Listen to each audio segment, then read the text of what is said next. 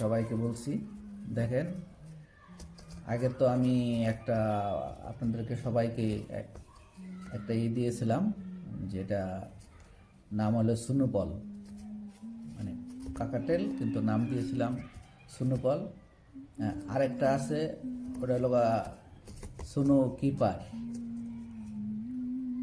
এই দুইটা এখন দেখেন এতদিনে কতটুকু কি হলো, এটা দেখানোর চেষ্টা করতেছে। কি হয়েছে, এই যে এই সাদা যেটা, এটার বয়স এখন 9 মাস 5 দিন হয়েছে।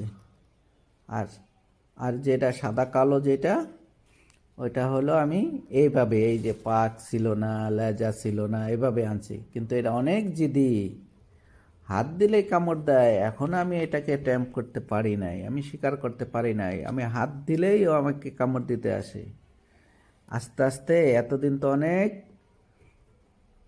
মানে হাত দিলে ফাল দিয়ে উঠতো, উইরা যেতে চাইতো, মানে যতটুকু পাওয়ার আছে পুরোটা দেখাইতো।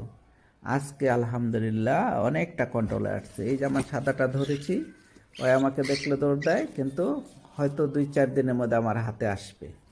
এই যে হাত দিলে এখন কামড় দেয় না, কিন্তু একটু ফুসফুস করে ওঠে। এটাকে অসাধ্যকে সাধ্য করাই, এটাই হলো